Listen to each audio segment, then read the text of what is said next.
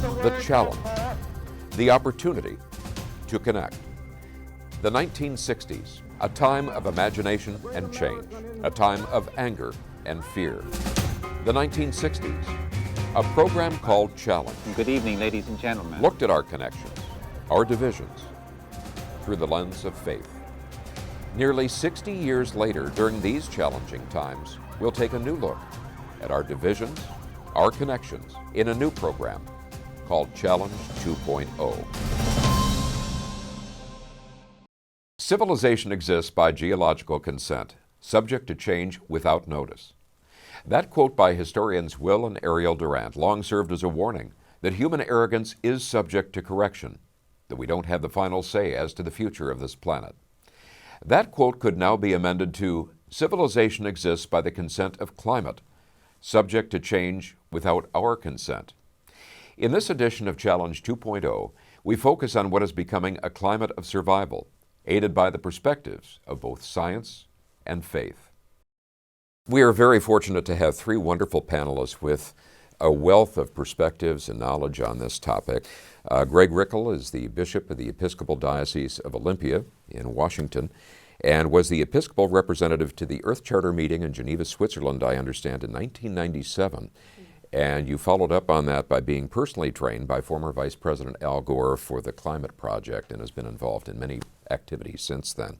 Dr. Phoebe Barnard is an affiliate professor at the University of Washington and the Chief Science and Policy Officer of the Conservation Biology Institute. You worked, as I understand, in Southern Africa for more than 3 decades with the South African National Biodiversity Institute, and she brings a unique global focus to the important issue of sustainability. And Dr. Dennis Hartman, I've had the pleasure of working with as a former student at the University of Washington and some of the wonderful public lectures that are done at the Department of Atmospheric Sciences at the University of Washington, and is a recognized authority on climate. Dennis has been honored as a fellow of the American Meteorological Society, the American Geophysical Union, and with membership in the very prestigious U.S. National Academy of Sciences. So thank you, each of you, for joining us today. Thank you, Jeff. What prompted your initial interest in environmental issues? Like many people, I was lucky to grow up in a family that really valued nature and community and family and all of these things. But above and beyond that, my parents fueled my interest in alternative futures. So even from quite an early childhood, I could remember being interested in what if we took a decision as a society to go this way rather than that way? What would be the implications? So certainly by the time I was a teenager, I was starting to develop very much my love, my curiosity, my concern about environmental alternatives and alternative futures. And here we are at the crossroads of our society and humanity, asking these questions very pointedly. Dennis, what triggered your interest in the atmospheric sciences? Well, I grew up in a working class family in a small town in Oregon when I was young. I liked to hunt and fish and things like that. But in going to college, I wanted a career that would produce a reasonable income, so I went into engineering. But while in college, I discovered that I liked the science much more than the concept of building things. And so I decided to go to graduate school, and I got a brochure from one of the universities I was applying to about the possibility to study the ocean and the atmosphere as a scientific undertaking. So I did that. I got into this because I was interested in science and what science can tell us about the world. And subsequently, in 2008, I was asked to help establish the College of the Environment at the University of Washington. Through that process, I became much more aware of the broader issues that face us environmentally. And Greg, how about you? A love of the outdoors. I grew up in Arkansas, and so did a lot of hiking and rappelling and rock climbing, and loved the outdoors. But I think the Earth Charter meeting that you mentioned in 1997, which was really the faith arm of that project at the time, so was kind of new to me. I mean, I was a brand new priest and also new to this movement. And that really exposed me to the point where I realized it was part of faith, organizations' faith, to step forward and talk about this and to live into it. And so from there, went to the Climate Project with Al Gore and responded when people asked for us to be present for environmental concerns. So. It has been said by a number of different sources that the environmental crisis, climate change, is at its core either a spiritual or an ethical crisis as well. Do each of you agree, disagree, and whichever is the case, why or why not? I definitely agree because the science is understood. We know pretty much what we have to do to have a sustainable interaction with the world, and it comes down to what we're going to do, and what we're going to do is based upon what our values are, not just what the science is telling us. We know what we can do, we know what the results would be, but we have to base that on our belief system and our value system. I think the issues here for us as Americans are pretty deep-rooted, and they are ethical and spiritual. We've all grown up in a society that values truth and evidence up until quite recently. And nonetheless, we have underpinnings of a society that also values rugged individualism and has led to the development of a culture today in the 21st century that's very me-oriented and not we-oriented, not community-minded, not public good-oriented. And so fundamentally, I do believe that we have a profound spiritual, ethical, moral vacuum at the heart of our problems in this country. And it's not unique to us as Americans, of course, but it is most dramatically expressed, I think, in this country, which is very behind many other countries, even many other African countries, in the implementation of a sustainable society. And it's hard not to put it down to that fundamental national ethos of individualism. I agree with all of that. I think the individualism that is so part of who we are in this country has become a problem with this. I think it's also that we compartmentalize more than the rest of the world, I believe. And so we cordon things off. We say, well, that's not a spiritual issue. And I would argue that anything that we're so marinated in the world that sustains our life, at least for me as a Christian and a person of faith, is a spiritual issue. And this one is a deeply spiritual issue. I mean, if you come right down to it, it is about our very lives. It's about this society, and any ethical good we could ever do depends on us being here to do it. Growing up, we had access to, if we didn't actually live in a more rural or suburban setting, we had easy access to woods, to the outdoor environment. We spent a lot of time there. And I'm wondering, as more and more people have moved from those settings to heavily urbanized settings, they don't have that contact with a natural environment. Do you think part of that is behind, or at least contributing to, the problems we're seeing today?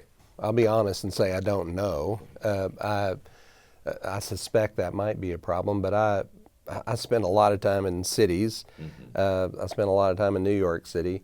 And what I find is almost a greater yearning for the natural world and that it be protected, even if there's not presence in it very often. If anything, it might be the other direction. But certainly I think we've lost touch with a lot of the directness of the natural world, and that might be part of it. But I'd have to be honest, I don't know if that's part of it or not. People definitely have made the point that you can't love what you don't know, and that therefore we should know the environment. But on the other hand, I don't think my rural cousins who live in the country and still hunt and fish and do those things, I don't think they're any more concerned about the environment than the city folks are. I would rather go back to the argument that's already been made, which is how much do we care about our individual liberties and how much do we care about our common good?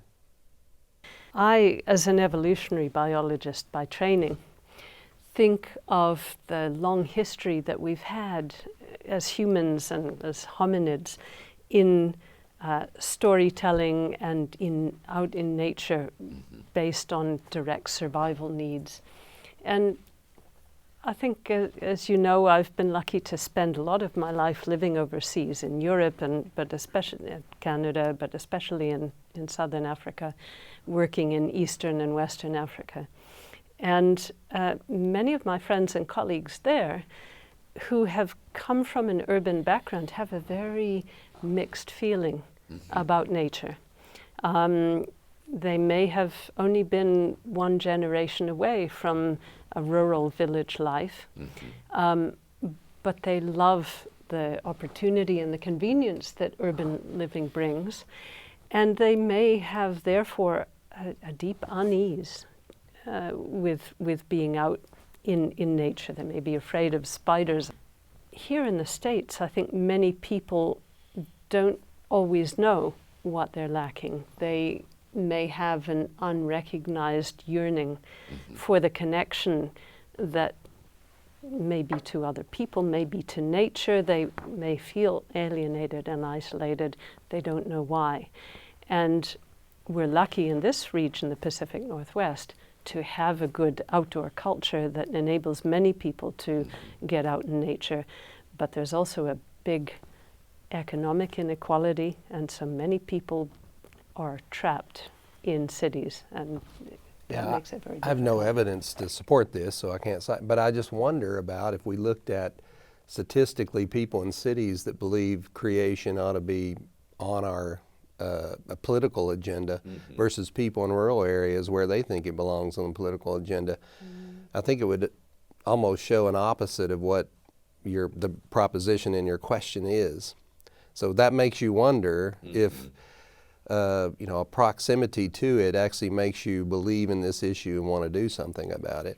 And I would also say I have a family farm in Iowa that's been in our family for a long, long time, and when I'm there, you said this a minute ago, and I think the economy takes the lead. I mean, when it's down to survival for people, they may actually agree that we're doing harm to the earth. But what wins in the end often is this is what I have to do to make my living. And that's the capitalistic part of our society that I think does get in here and get in the way of some of this being out there and being at the front. Faith leaders, scientists, some of them suggest that there's an inherent conflict between faith and science. So I would ask each of you, Dennis and Phoebe, as scientists, what your viewpoint is of that contention, and then also yours as well, Greg. Well, maybe I could tell a story. I'll try this and see if you like it. You're a person of faith. Imagine that God comes into the room in some form and allows you to ask questions. So would you ask, how really did you make the universe? Was it the Big Bang and then 14 million years of evolution, or was it the Garden of Eden, the man, the rib, the woman? I don't think most people would ask that question. They would ask, how do you feel about me? What should I do? How do I have a right relationship with you? And that's what Scripture is really about. Science can't answer that. On the other hand, creation, if you're a spiritual person, was produced by God, and so and God gave us a mind that makes us capable to understand how that system works. And that knowledge of how creation works is truth for me, because I believe the scientific method gives you the truth about how the system works. And if you did ask God that question about how exactly the universe was created, I don't think we could understand the answer. Not even the best scientists could probably understand the answer in God's language. So scripturally, I think we've been taught that what God does is give us what we need, what we can absorb. Like a good teacher, God understands what we can take in, where we are, and then tries to lead us in the right direction. Thank you. Phoebe, what's... Dennis, it's interesting that you say that. When I first got to university in my undergraduate years in Nova Scotia, I went off to Canada, And I had a British ornithologist husband to whom I was married for 31 years, but this was at the very beginning of our relationship. And he had a certainty about creationism as anti-science. And he was determined to start writing to the university paper some pretty arrogant lines about the superiority of evolutionary biology. Dawkins would have loved him. But we also had a head of department, a wonderful man, Professor Forrest Bent, who was a born-again Baptist as well as a geneticist. And he said to Rob and to me, you know, these don't have to be two separate things. Perhaps you can see that God created the earth and evolution as his method. And it didn't faze my husband at all, but for me that sat with me quite nicely over the years, that we have multiple dimensions in our mind, in our psyche, in our spiritual life, and they are different and they may intersect. They don't have to clash. And so I have always felt that this binary approach in much of the world, but certainly in the US, is unnecessary, unfortunate. I wish I could wave a magic wand and make it go away. I'd say from my perspective and my experience, I've seen scientists I've known come closer to God in faith through the work they do, not the opposite. And I would just stake my claim again with the fact that we can't compartmentalize these, we can't separate these. If we're a person of faith in science, that comes with us. They work both ways. I think Gandhi said, you know, anybody that says religion and politics don't go together don't understand either. And I would say that about faith and science, I think, too. I mean, circling around to what Dennis started with, the story he started with, to me it's an amazing miracle. Evolution is an amazing miracle. It doesn't, I'm not a literalist, so I have to claim that. I'm not a literalist, but I would say it's just as awe-inspiring, maybe more so, that it happened that way than it happened the way we tell about it. Scripture for most of faith communities in the world have been stories to tell the undescribable. And I can own that and know that behind it is the reality of science. But for me, God was at work in all of that, the story and the reality. So I don't think we can separate them. Is there also something at issue here when we talk about those that have this perception? Some of the reaching out or speaking out that perhaps isn't very artfully done by some, and then some that look at science and say, you know, it seems like they or technology doesn't seem to accept any ethical or moral standards in terms of the long-term impact. And perhaps that reaches more to technology. Do you think that may be also involved in this perceived incompatibility between the two? I think science has done a lot of good things for humanity, and it's given humanity a lot of potential to also do things that are not so good. So I think science is neutral in that sense. And it's what we do with it as human beings that's critical. It's interesting.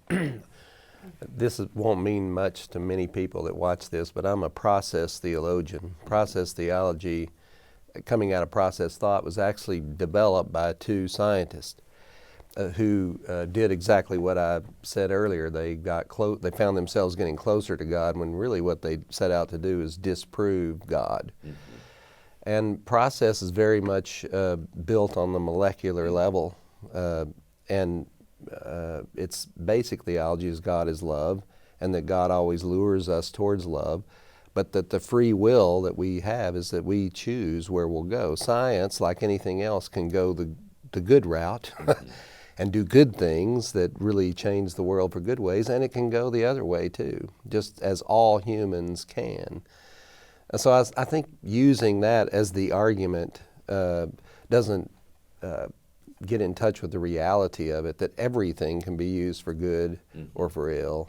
And I think, as I said earlier, you know, the whiz-bang moment of miracle is what we hear about in the story, but the development of penicillin is a miracle. Even though it took time to do that and it took work, we help and work and co-create with God so that those miracles happen.